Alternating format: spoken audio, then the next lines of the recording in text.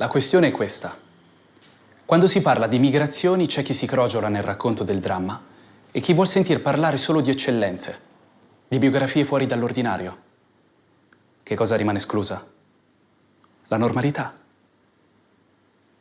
Youssef, da cui vado a comprare il pane, Juana, che fa la cassiera in un supermercato, Jason, che vuole fare l'architetto, e Alina, che non sa che cosa vuole fare nella vita. In realtà non sa neanche se vuole rimanere in Italia, il paese che l'ha vista crescere ma non la considera ancora italiana. Quel vivere fianco a fianco, giorno per giorno. Normali.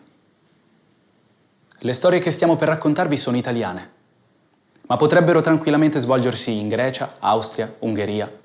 In tutta Europa ci sono uomini e donne che hanno una storia che inizia in una parte del mondo e continua in un'altra.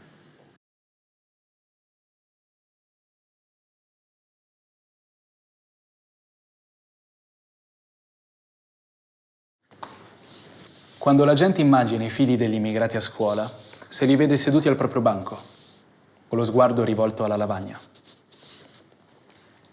Ma questo non è il caso di Sumila. Lui sta seduto in cattedra. Non impara la lezione, la insegna. Un giorno mi hanno chiamato e mi hanno detto che avevano disperatamente bisogno di insegnanti per la scuola primaria. Non è il tuo ambito, però stanno cercando disperatamente insegnanti, hanno proprio bisogno. Se vuoi provare, fai la domanda di messa a disposizione, assolutamente, lanciamoci in questa cosa. E quando ho iniziato è stato un po' difficile, perché non avevo mai lavorato con insegnanti, sai, devi inserirti in un ambiente che è già consolidato in un certo senso.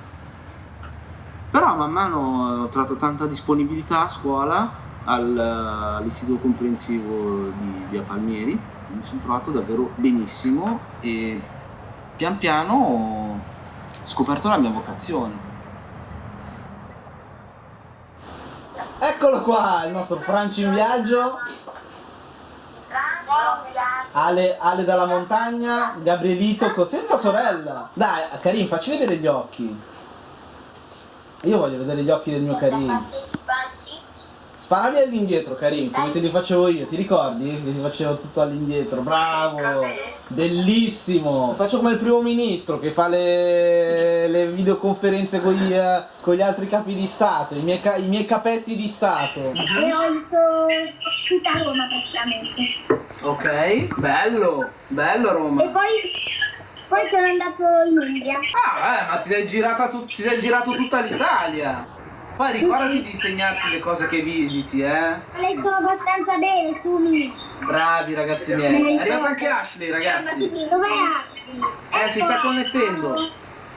Ci sei, Ashley? Ciao! Ciao, che bella che sei! Il cliché, vabbè, ma il classico è sei singalese, sei un custode. Poi ultimamente sta girando anche sta cosa che se sei singalese al venditore di rose singalese, queste cose qua.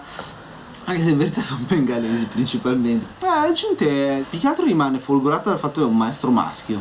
Cioè, se è una cosa abbastanza rara il maestro maschio. Una classe non è un'entità statica, ferma. Sono sempre in trasformazione i bambini, di giorno in giorno, settimana a settimana e anno. Quindi bisogna cambiare se stessi ogni volta.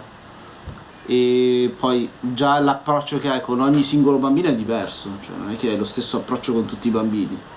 Ogni singolo bambino ha bisogno di un approccio diverso. Un paio d'anni fa è arrivato un NAI, un nuovo inserimento, questo bimbo, ragazzino etiope, c'ha questo sorriso meraviglioso, infatti faceva anche impazzire perché era particolarmente vivace. Poverino, lui praticamente a gennaio è dovuto partire per un matrimonio, no? In Etiopia, ma doveva tornare in un mesetto, no? Cioè doveva stare giusto via un mese. È solo che con il lockdown è rimasto bloccato là.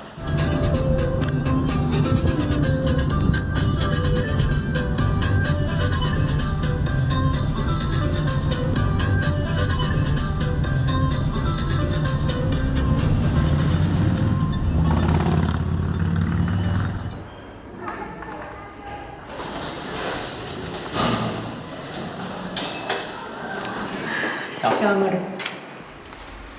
Quello papà di Sumida, tanti anni fa, I miei nonni abitavano in un paesino di campagna che si chiama Pannel, non troppo distante dalla città di Nigambo. Avevano questa casa fantastica in mezzo a un palmeto che apparteneva alla famiglia da diverse generazioni. Quel posto era un po' il punto di ritrovo di tutta la famiglia paterna. Purtroppo, una volta mancati i nonni, non abbiamo più avuto quella casa.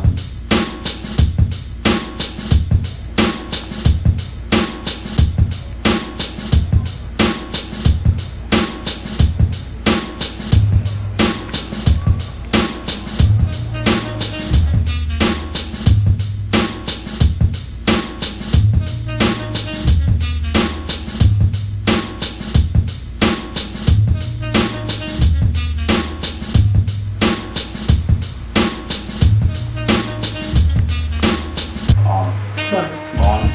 Però, non so, un po' più di salsina forse. Io non sono brava a cuoco perché sono tanti anni essendo qua. Le mie amiche lo so che cucinano tantissimo, no? Io no, io mangio.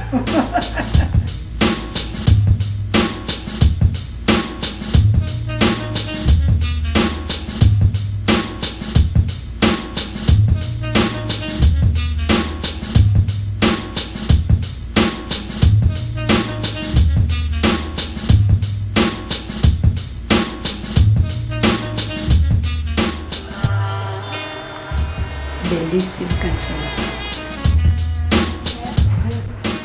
Ah, mi ha chiamato la nonna di ieri. Come sta? Ma è qua? Sì, è della Claudia.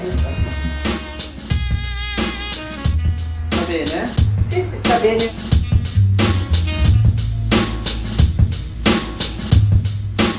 Nel paesino dove mi sono nato, paesi veramente sempre verdi. Mio fratello abitava qua in fondo, quindi non amiamo troppo fare questo pezzo di strada qua.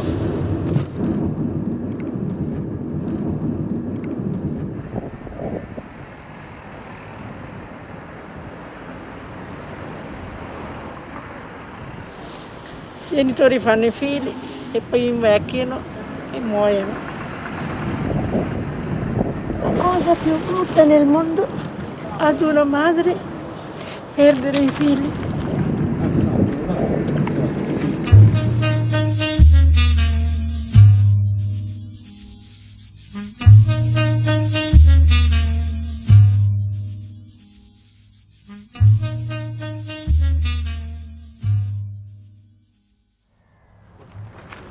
Lui era un designer per la Momo Racing.